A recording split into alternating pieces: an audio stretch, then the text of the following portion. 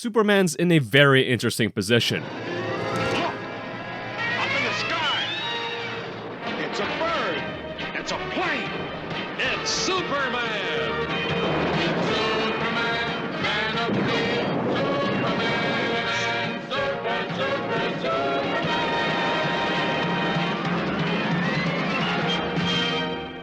With the movie coming out soon, it's probably the most important film from DC and Warner Bros. In decades.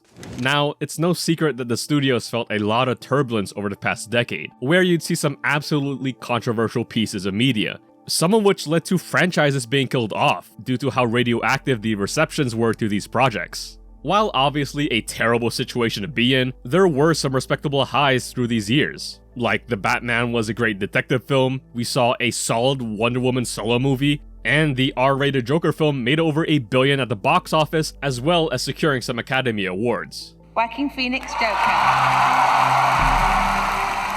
Yet, through these highs and lows, there's always been one consistent stinker, an absolute blind spot that hadn't been properly addressed until now, and that's Superman. Through a streak of very divisive films, the Superman name has been dragged through the mud, to the point where it's kind of diminished his place in pop culture. And that's a massive problem. Superman is the superhero. He's the quintessential poster child that's been through decades of iterations and cultural changes that it should be blasphemous to not have him as the face for comic book superheroes. But he isn't. So then that begs the question, does Superman still have a place in 2025? The answer to that requires a lot of deep and important context. See, one of the main reasons why this topic is as big and as relevant as it is due to the live-action Superman films that have come out through the past decade. Now, I'm not saying one thing or another about these films, but to say that they're not polarizing to the general audience and that they didn't underperform in a number of key metrics would be a complete lie. Coming off the critically and commercially successful Dark Knight trilogy, having the same take on another A-list superhero IP looked to be a no-brainer, but this was Superman, not the brooding Cape Crusader Batman. And it did not work. Compounding these problems are when you look over to the other side of the river and you see a critically and commercially successful cinematic universe of movies thriving. In contrast, it just makes you look even smaller than before. It makes you look Little League and amateurish. Kal-El, no! What also doesn't help is that as the years went by and more subpar success came out of this iteration of the character, the success of the other two in the DC trinity of heroes became more apparent. Especially with the release of 2017's Wonder Woman, because by that point, there'd now been at least one successful film or franchise for both Wonder Woman and Batman respectively that came out within the past decade. And if you were to look at Superman, the last non-polarizing film you can name, you'd have to go back to Christopher Reeve's set of films in the 70s.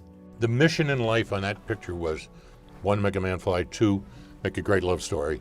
And if you made a great love story, then you cared about the characters, and they had to come to life, and they had to come to life real. While great for the time and its representation of the genre before the big boom of the 2000s, it just further reinforces that same idea that Superman is not made for this day and age. His values and what he represents is of a bygone era, in that you can't make a modern Superman film. Which makes the release of James Gunn's take on the character much more interesting. To put it lightly, the genre is in a complete downtrend. Coming off the high of Marvel's 10-year run as the big dog in not only the space, but movies as a whole, superhero fatigue has never been strong as it is now. So much so that the good ones barely move the needle, and the bad ones completely bomb at the box office. Having Superman release, not only in this climate, but in a month where 2 other big budget movies with the same demographic also release, is an audacious call to make. But it's one that makes sense the more you think about it and the more you hear it from the man himself. Do you feel the most pressure with Superman? I did up until I finished the script. I love the script and people love the script. And so I feel great about the script, right? I felt a shitload of pressure at the beginning. What am I doing?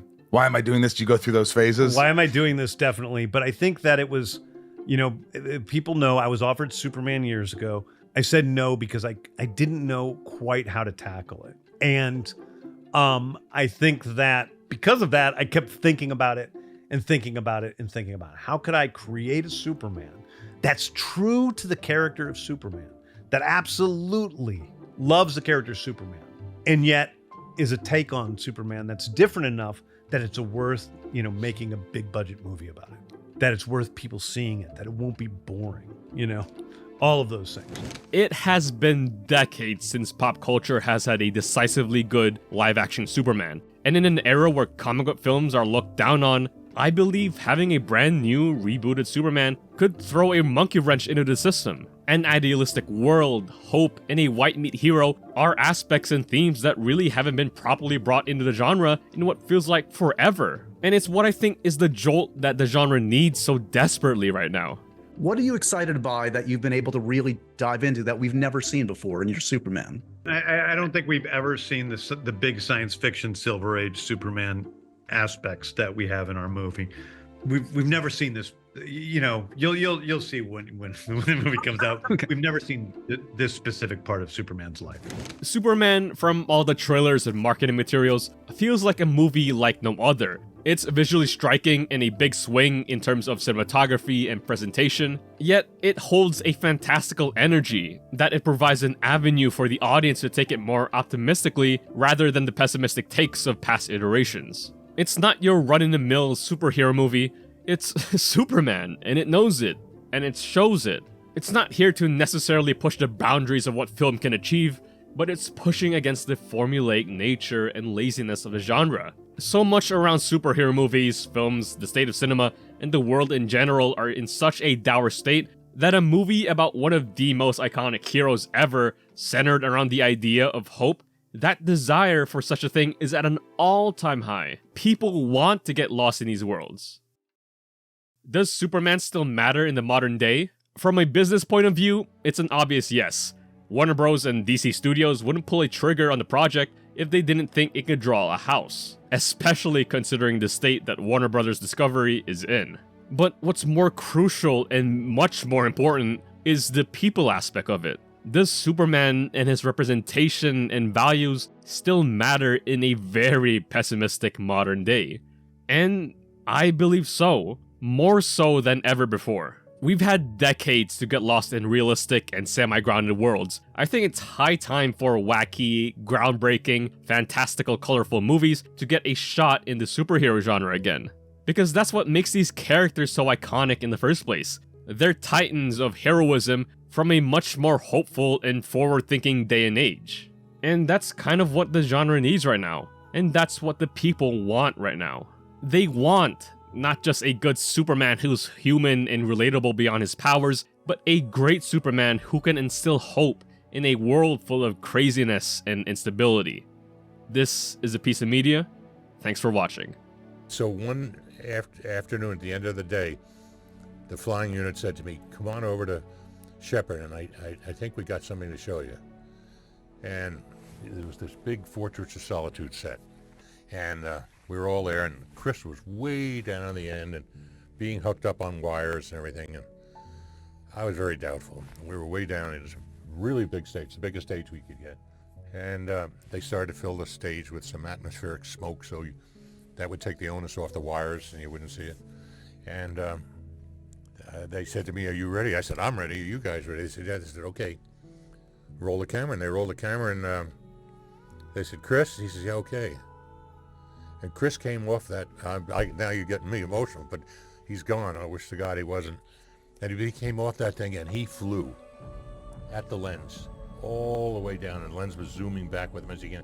And he came up to the very end, and he banked. And he actually banked his body and rolled out. And everybody just stood there frozen. And it was both tears and cheers. And we saw it the next day and I said, "We got it. We won. We know where to go now." It was magic. Very emotional.